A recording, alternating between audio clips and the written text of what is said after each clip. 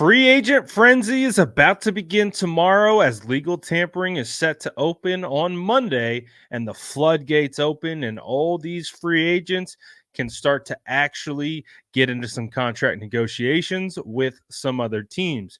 So we're going to see a ton of player movement, and we've already seen some movement with the San Francisco 49ers. But Mike Silver kind of put together this in-depth thread of all the things that he's hearing that the 49ers are going to do or going to be trying to target in this free agency period. And he reveals some pretty big things in this thread, including a big time potential cut candidate of a player who was looking like he was going to be a forever Niner. So some things could be changing here very quickly for the San Francisco 49ers.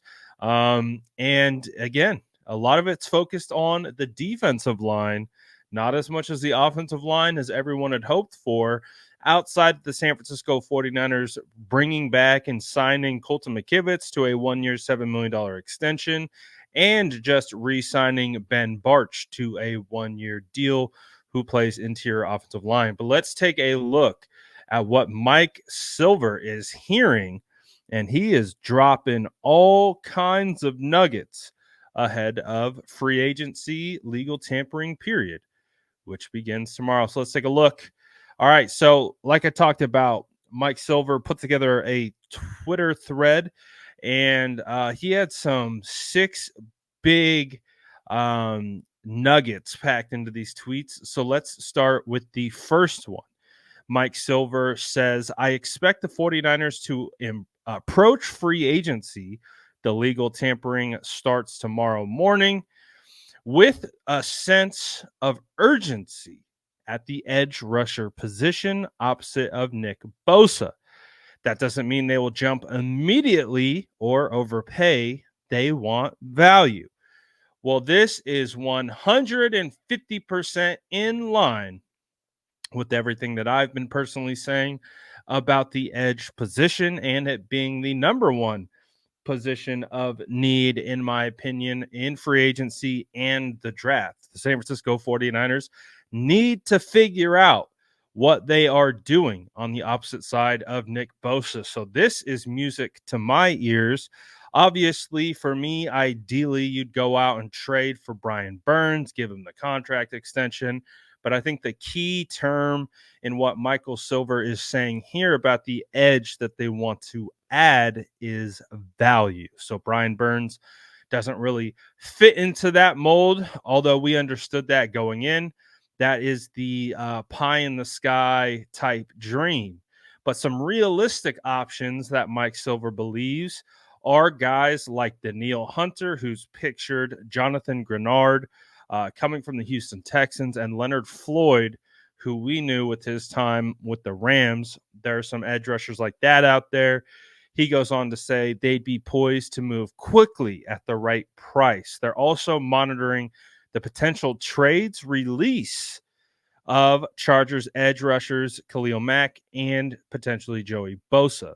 They'll do something, I believe. So that is the big one that I think a lot of 49er fans are looking potentially is what's happening with Khalil Mack and Joey Bosa, brother of Nick Bosa, with the Chargers. Obviously, new front office, new head coach and defensive coordinator, completely new staff, and they are going to do things their way, which likely is part of shedding these big-time contracts to kind of start from scratch.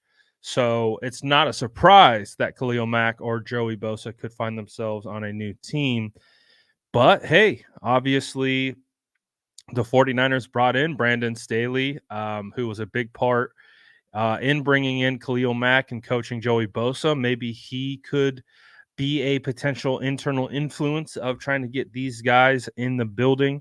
Obviously, I think a lot of 49er fans would love to see Joey Bosa and Nick Bosa teaming up on the defensive line. So maybe that could be something that we are on the look for. I could definitely see something like that going down. But this one is, I think, one of the biggest surprises out of the entire thread. is that Mike Silver goes on to say paying for an edge could mean parting ways with defensive tackle Arik Armstead and going cheaper opposite of Javon Hargrave.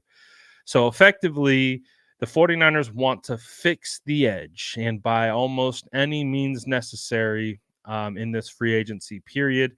And if they are spending a high dollar amount, Arik Armstead could be on the outs in that particular situation, which again, he had the feeling of being one of those 49ers that stuck around for a long time, but apparently the 49ers are dead set on fixing that edge. And Arik did play through a torn meniscus all the way through the postseason and the Super Bowl. So that would be a tough one.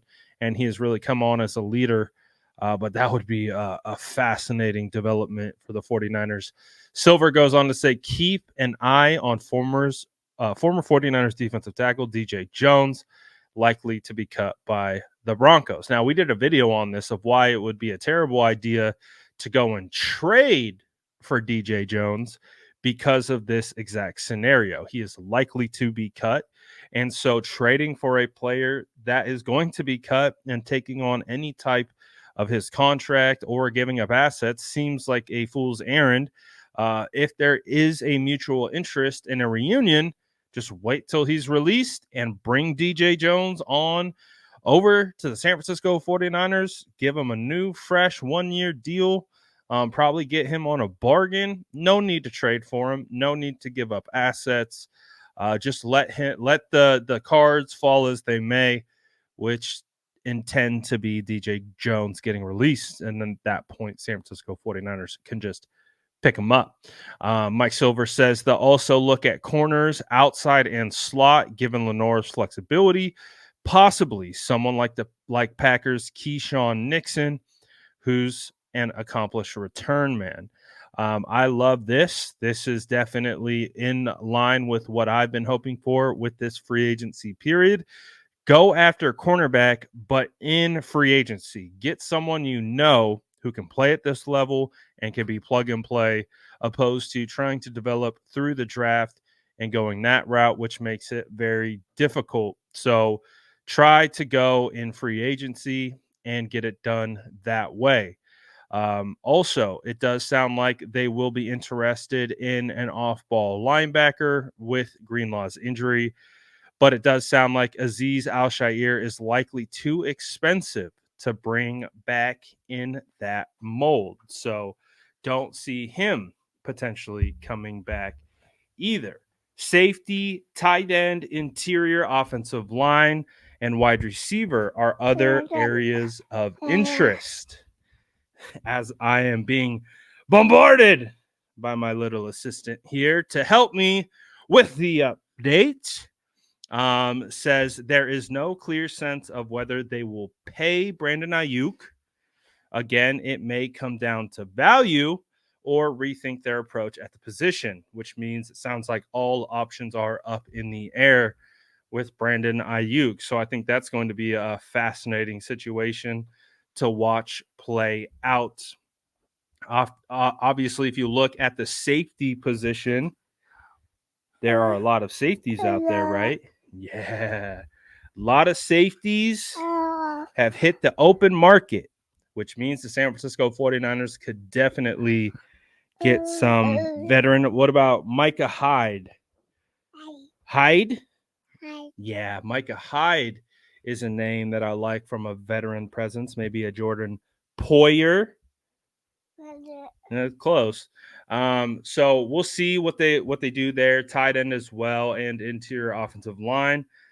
Silver goes on to say they have 11 draft picks, some of which can serve as trade capital. Absolutely. And the bottom line. Yeah, the bottom line with Brock Purdy still on a rookie deal. The 49ers remain in win now mode. However, patience may be a virtue this week. Yeah, biting their time and landing an accomplished edge rusher at value would cause for a celebration. Do you agree that it's celebration time? So obviously there's a long thread, a lot to chew on there as my son chews on my mic. Yeah. But a lot of good information in there. And I think is kind of on track with the plan that we've talked about all throughout this offseason so far. Edge being number one, going and targeting cornerback in free agency. Seems to be pretty good, right? We're pretty good at this, aren't we? Yeah, I agree. So let me know though. Let me know what you guys think about all this. Let me know about names that you would potentially like to see. Drop them in the comments. What do you think about what Mike Silver's kind of what he's hearing report is before free agency? A lot of stuff could be going down. Let me know what you think in the comments below. And make sure you got post notifications turned on because anytime anything's breaking tomorrow, we're going live. Right? What does a dog say? That's a cow. What does a cow say? Anyways, you know the vibes. My assistant likely won't be with us tomorrow. But lots of stuff going to be going down. Make sure you tapped into the channel. We're going to be talking about it all. Appreciate you guys. I'm out of here for now.